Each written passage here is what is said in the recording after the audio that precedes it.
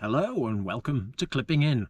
Now today we're going to have a bit of a look at the Gios Compact Pro, a frame and fork unit that I bought as part of a complete bike in spring 1998.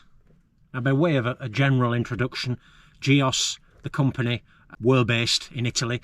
They made steel frames, steel forks. Really, I think they started making them in the late 40s.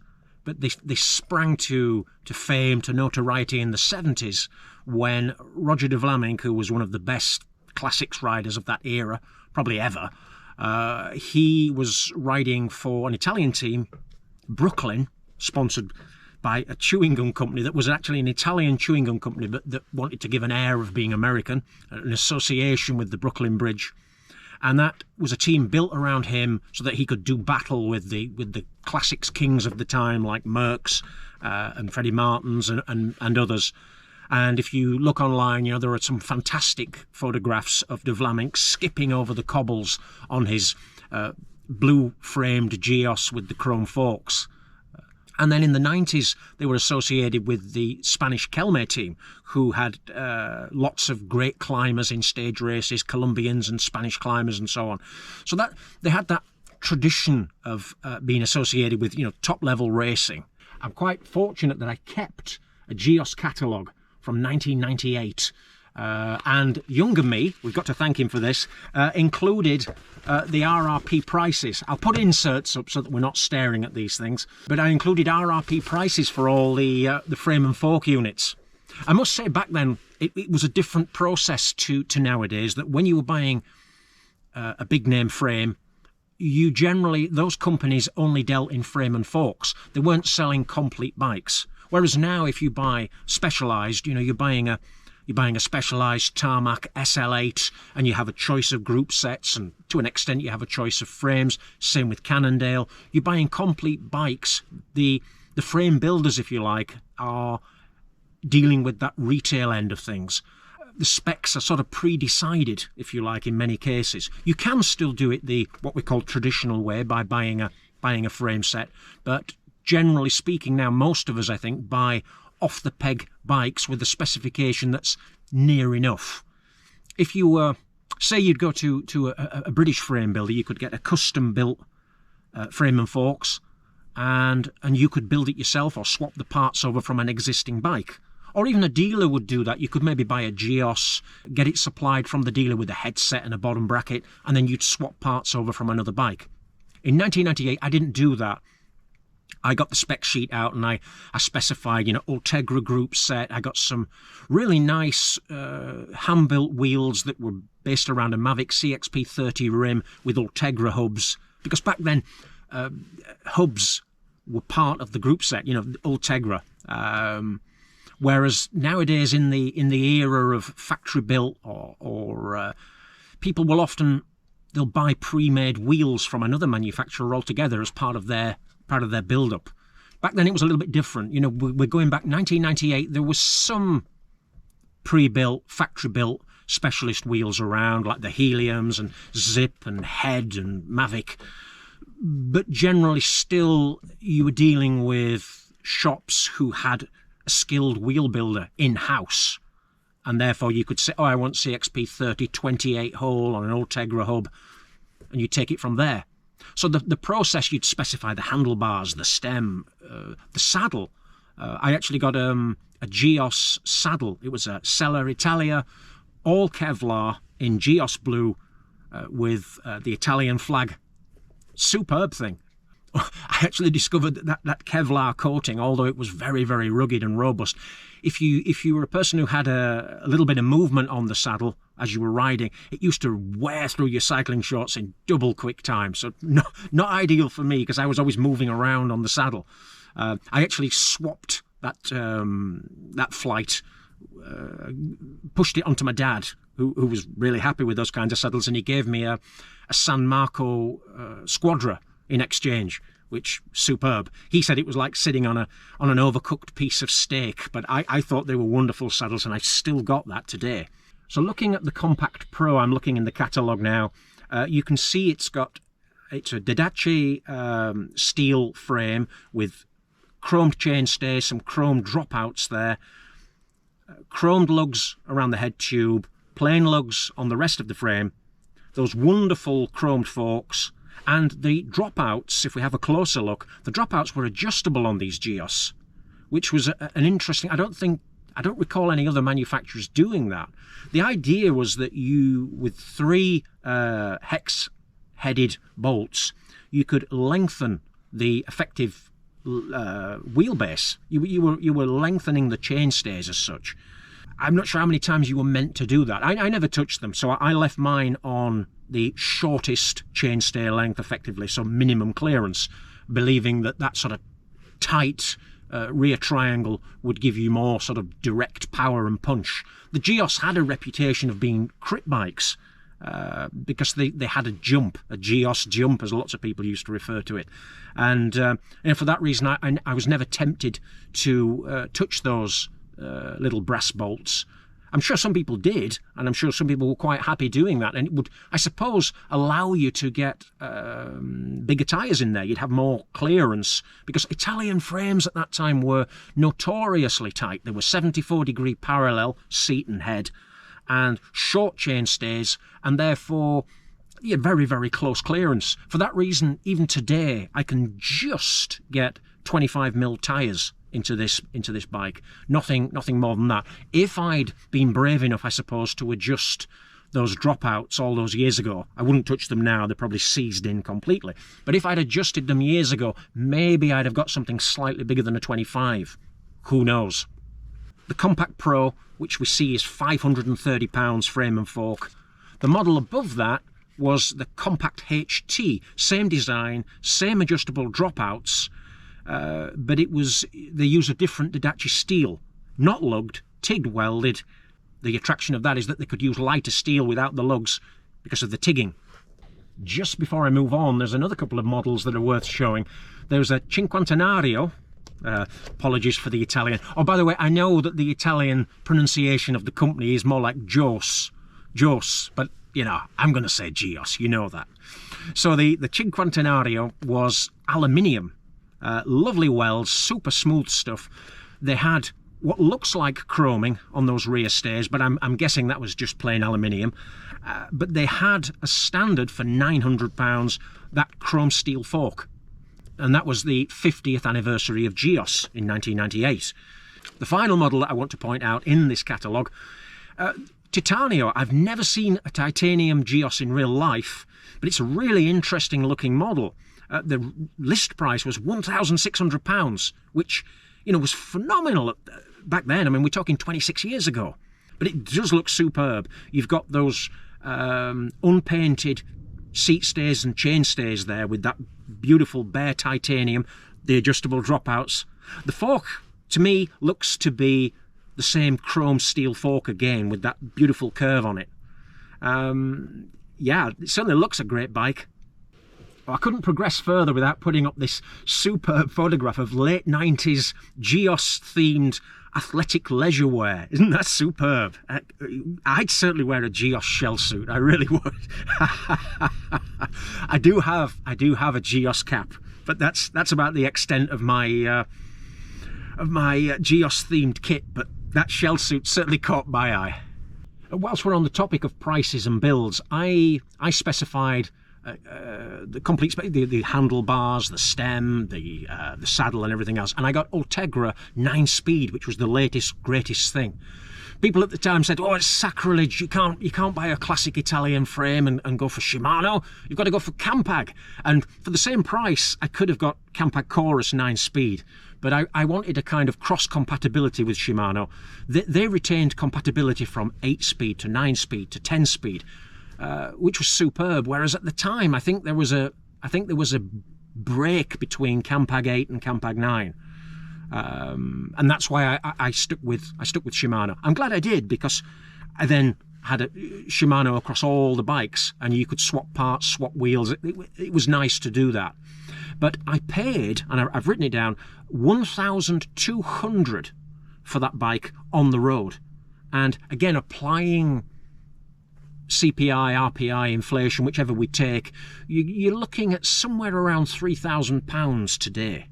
And Although, yeah, that's a lot when you think about it for an Ultegra bike that's made in Italy and, you know, in Europe, with all those hand-built parts and so on. I don't think £3,000 was that bad when you scaled it up. You could have got Dura-Race for about another 300, 350 at the time, which would have probably made it about 3,800 today.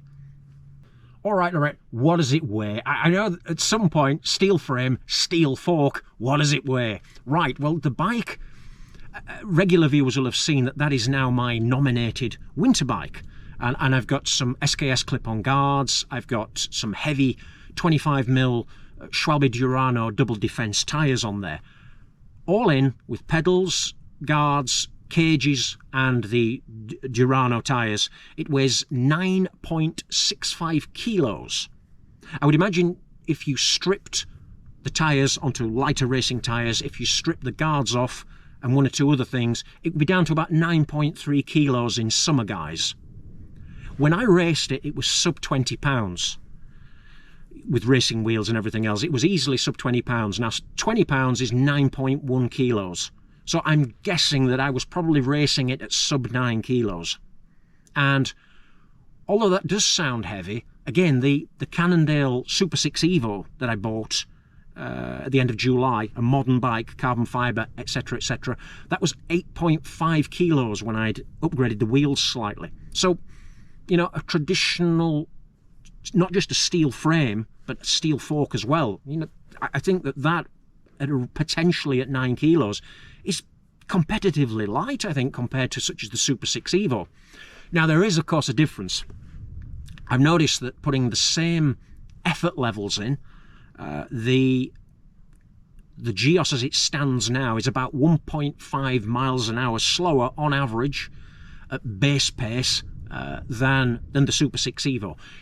The Gios in summer guise would obviously be closer than that, and I would estimate that it would be around 1 mile an hour slower. And I would think if you then played another trump card and put some carbon wheels into the Gios, and I've got those, I could get that gap down to about 0.75 miles an hour. And ultimately, for the kind of riding that the Gios is good at, which is comfortable cruising with a jump here and there, I think that's pretty close. The comfort factor is what swings it. I noticed that I'd ridden the Super 6 Evo quite a lot. It was the main bike through August and most of September.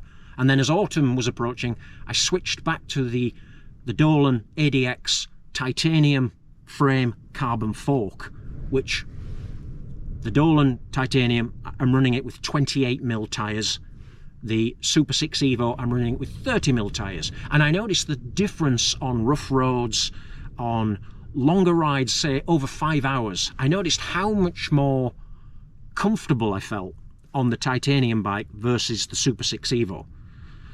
It was a bit of an eye-opener for me, because I was hoping that riding 30mm tyres on the modern bike would be comfortable. And yeah, I was sort of aching a bit after 5 hours. But the difference when I did the same rides on the titanium bike, I was full of riding, no shoulder pain, no lower back. You know, I felt like I could have gone on for another 50, 60 miles at that point. So there's definitely a comfort factor there. We could go into what that's about at another time.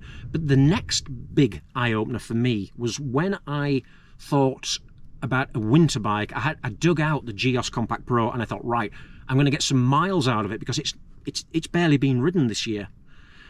So, like I say, I changed the tyres over, fitted those clip-on guards, 25mm tyres, and I was staggered by how comfortable it is. And the amazing thing to me, the real revelation, has been that steel fork.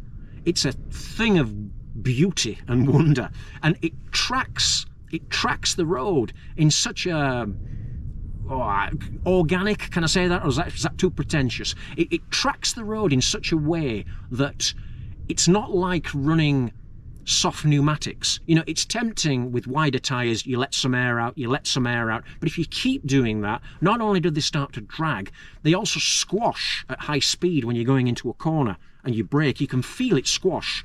a little bit like an old elastomer mountain bike fork, you know, if you run the tyres that soft, and you lose that feeling of a road bike on rails. You know, you've got comfort, but it's a kind of a crude type of suspension if you really run them soft, and I can't do that. I find with that Super 6 Evo, I have to have the tyres at a certain pressure, or I just don't like how it handles. It's off-putting. With the Gios, especially if I'm running something like GP5000s, I can keep those fairly hard so that I've got the handling. But the fork seems to be a more sophisticated kind of sprung suspension compared to running soft pneumatics. That's the only way I can describe it. Yes, there's a weight penalty, as we've talked about, but the comfort and the ride quality are, for the type of riding I do, which is, you know, well, a little bit more than pottering, but not much more. It's just completely on a different level. I'm staggered by how comfortable and how it tracks the descents in a way that I'd forgotten it's possible. And that comes from, you know, I've been riding carbon forks for a long time, and I'd just forgotten how good a steel fork can be. It's amazing. I tried to capture it whilst out and about with the GoPro, but it can't really do it because of vibration in my hand. But when you look down on a fast descent on a slightly rough road surface, and we've got plenty of those around here, you can see the front hub dancing. It's moving, constantly moving backwards and forwards and almost up and down, and that's that curved, chromed fork doing its suspension job. Marvellous. So without being a sort of a complete Luddite, it's an easy hat to wear. Without being a complete Luddite, because I do like that Super 6 Evo, and I do like the way that those modern bikes handle. There's a directness and a sort of a stiffness and an efficiency that's superb. And for racing, there's no contest. I remember when I got a carbon time trialing bike in 2009. That was a Cannondale Slice. All carbon frame, carbon fork. That was just a superb blend of efficiency and stiffness, and yet it was surprisingly comfortable on longer time trials, like a 100-mile time trial. It was more comfortable than an aluminium frame that I had been using. So, you know, I do like a well-designed, well-made carbon fibre. For this kind of just medium tempo cruising, where you're not chasing every last mile an hour, or you're not trying to conserve every watt, and you're prepared that if you do push a big gear at low revs, you can feel the bottom bracket swinging a little bit. You can feel that it's starting to move. That compliance that we're talking about comes at a cost, and that is if you're sprinting or you're trying to rev up a big gear from a low speed, you can feel the bottom bracket moving. There's no two ways about it. But if you're not doing that kind of power critical, speed critical riding, then the Gios Compact Pro, as all classic steel frame and steel fork combinations, it really is a revelation. You know, if you've never ridden a steel frame, steel fork, I'd almost recommend, if you can get hold of a side project as a secondary bike, it'll change the way you think about comfort and the roads. You might even write congratulatory letters to West Yorkshire Council saying how wonderful their roads are all of a sudden. Right, what I'll do, yeah, that is a long shot, isn't it? What I will do at this point, I'll round it off. If you're a regular viewer of Clipping In, you'll be seeing it over the next few months until the other bikes come out of their pampering sometime in March, I think. Right. For now, it's goodbye, and I'll see you soon back out on the Yorkshire roads. Bye-bye.